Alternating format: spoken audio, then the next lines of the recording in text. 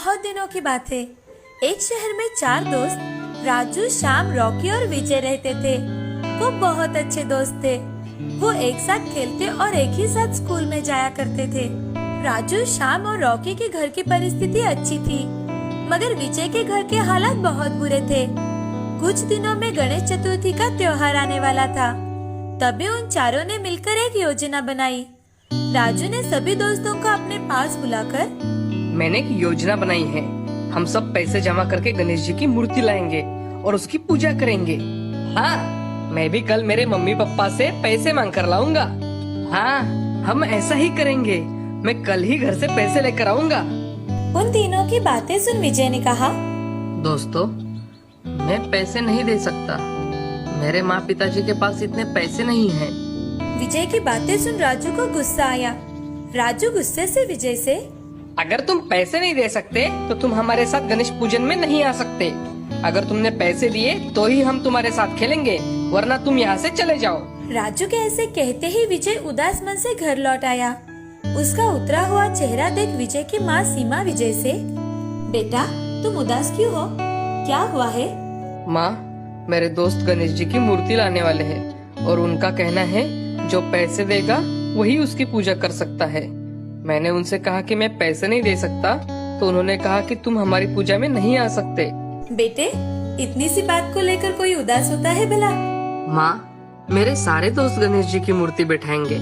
मुझे भी गणेश जी की मूर्ति बैठानी है। चलो हम एक काम करेंगे, सुंदर सी मिट्टी की मूर्ति बनाएंगे। वो रंगों वाली नहीं, जिसमें रासायनिक रंग होते हैं। हम तो तालाब की साफ मिट्टी से गणेश जी की मूर्ति बनाएंगे, जिससे जल प्रदूषण भी नहीं होगा और गणेश जी की मूर्ति भी बन जाएगी। फिर तुम उसे स्थापन करके पूजा करना। सच में माँ? हाँ बेटे, चलो हम तालाब से मिट्टी लेकर आते हैं। हाँ चलो माँ। ऐसा कहकर दोनों तालाब से मिट्टी लेकर आते हैं और उससे एक बहुत ही सुंदर गणेश जी की मूर्ति बनाते हैं। उस मूर्ति को घर के सामने बरामदे में रखकर उसे फूलों से सजाते हैं और फिर मूर्ति की स्थापना करते हैं।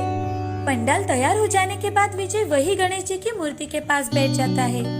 विजय अकेला बैठा होने के कारण उसे उसके दोस्तों की बहुत याद आती है। वो खुद से, मेरे सारे दोस्त वहाँ खेल रहे होंगे और मेरे साथ खेलने वाला कोई भी नहीं है। मैं बिल्कुल अकेला हो गया हूँ। उसकी ये बातें गणेश जी सुन लेते हैं और वहाँ प्रकट हो जाते हैं। गणेश जी विजय से, उदास क्यों हो रहे हो? मैं तुम्हारे साथ हूँ, मैं तुम्हारे साथ खेलूंगा।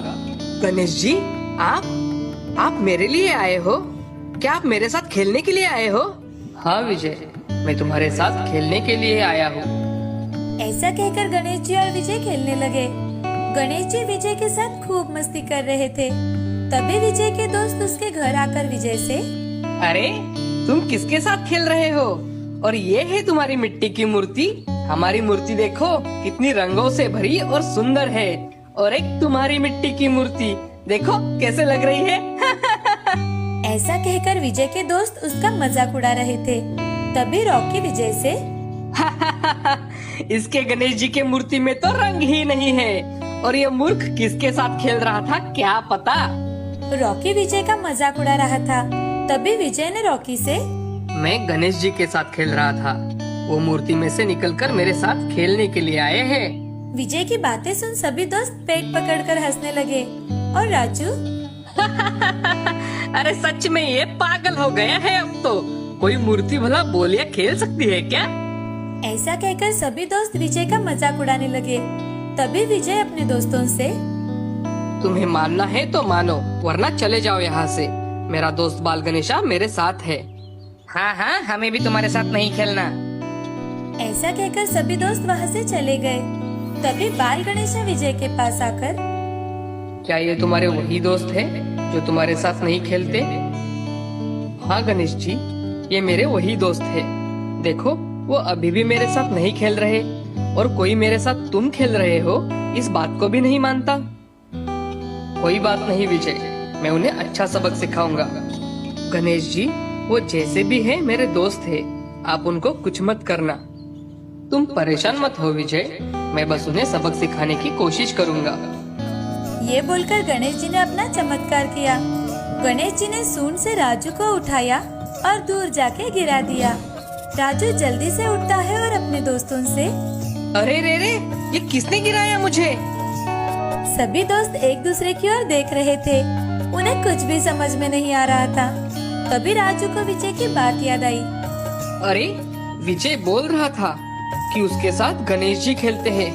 मुझे लगता है ये चमत्कार उन्होंने ही किया है। ऐसा कहकर राजू और उसके दोस्त विजय के पास चले गए।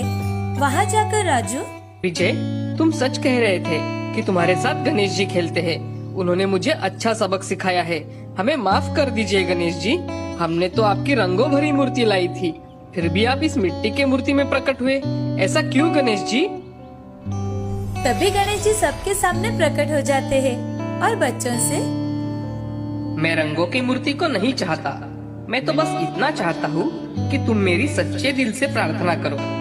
विजय ने तालाब के पास जाकर तालाब की साफ मिट्टी से मेरी सीधी सादी मूर्ति बनाई। ये मूर्ति ना तो रंगों के केमिकल से बनी है, ना ये पर्यावरण के लिए कोई हानि पहुंचाती है। इस मूर्ति से तालाब के जीव जंतुओं को भी कोई नुकसान नहीं होता। इसलिए मैं विजय की मूर्ति में प्रकट हुआ हूँ। बच्चों को अपनी गलती का एहसास हुआ। बच्चों ने जल्दी से गणेश जी की माफी मांगी। गणेश जी, हमें माफ कर दीजिए। हमसे बहुत बड़ी गलती हो गई। हाँ गणेश जी, हमें माफ कर दीजिए। बच्चों की बातें सुन गणेश जी उन्हें माफ कर देते हैं और सारे दोस्त मिलकर विजय के पंडाल में ही गणेश उत्सव मनाते हैं। हर रोज गणपति की पूजा करते हैं। बच्चों ने उस साल गणेश चतुर्थी बड़ी श्रद्धा के साथ और बड़े धूमधाम से मनाई। इस कहानी से हमें ये सीख मिलती है कि गणेश चतुर्थी पर हमें सिर्फ मिट्टी के गणेश जी की मूर्ति की ही पूजा करनी चाहिए। केमिकल मिश्रित मूर्ति का इस्तेमाल नहीं करना चाहिए।